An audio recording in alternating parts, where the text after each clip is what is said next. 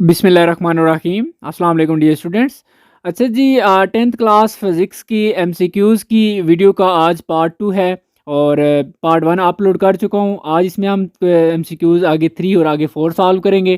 तो देखें जी, if the velocity of a sound wave is 340 metre per second and its frequency is 200 hertz, then the wavelength of this sound will B.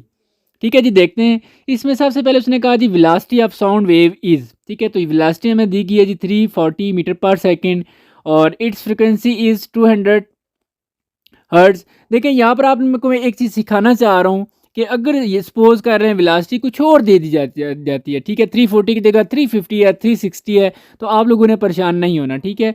और frequency जो है वो 200 की जगह कुछ भी लिख दे तो तब भी आपने परेशान नहीं होना।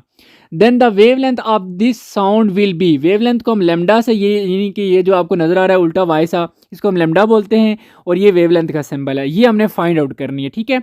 इसके लिए हमारे पास सिंपल सा फार्मूला है, v is equal to f lambda. इनमें से आप ज़रूरी नहीं है आपके जी लेमडा ही वेवलेंथ ही हर टाइम आपसे वो पूछे, वो आपसे फ्रीक्वेंसी पूछ सकता है और वेवलेंथ हो सकता है वो दे दे, या हो सकता है फ्रीक्वेंसी और वेवलेंथ दोनों दे दे और आपसे वो वेलोसिटी पूछ रहा हो, तो आप कोई भी सॉल्व कर सकते हैं। ये एक एमसीक्यूज़ नहीं है बल्कि 3 एमसीक्यूज़ हैं, ठीक है। तो यहाँ पर देखें जी, आपने वेवलेंथ यानी कि लेमडा फाइंड आउट करना है, तो लेमडा के साथ जो फ्रीक्वेंसी है ये वी के साथ जाके डिवाइड हो जाएगी, तो इस तरह lambda is equal to V over F आ जाएगा। अब वी आपके पास 340 है और फ्रीक्वेंसी आपके पास 200 है, दोनों को डिवाइड करेंगे तो ये 1.7 मीटर।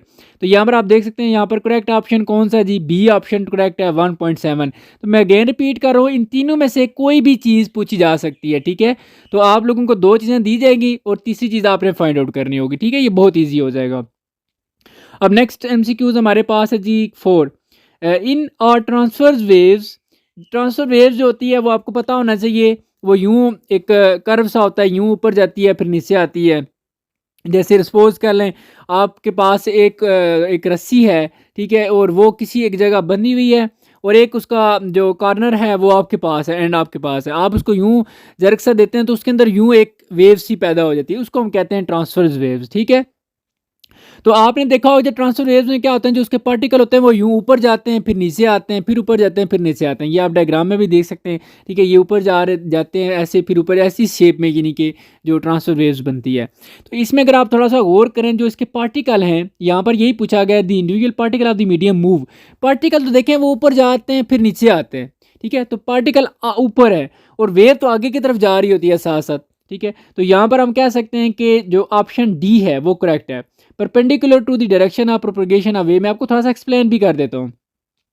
देखें जो उसके पार्टिकल होते हैं वो ऊपर की तरफ होते हैं या नीचे की तरफ होते हैं, ठीक है, और जो वेव होती है वो आगे की तरफ होती है। तो आप यहाँ पर देखें कौन सा एंगल बन रहा है, वेव आगे की तरफ और पार्टिकल सपोज कर लें ऊपर की तरफ, तो 90 का एंगल बन रहा है। तो दोनों में 90 का एंगल बन रहा हो तो हम कहते हैं कि दोनों चीज़ें एक दूसरे के परपेंडिकुलर है।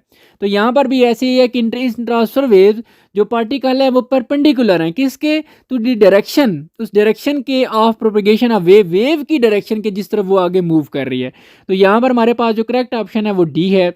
ये आपके दो एमसीक्यूज आज के क्लियर हो जाते हैं, ठीक है जी। मैं कोशिश कर रहा हूँ वीडियो 3 मिनट से ज़्यादा ना जाए, 4 मिनट या 5 मिनट तक हो, ताकि आपके लिए देखना आसान हो और ईजी हो जाए, ठीक है जी। अपना बहुत सारा ख्याल रखिएगा। अल्लाह हाफिज़।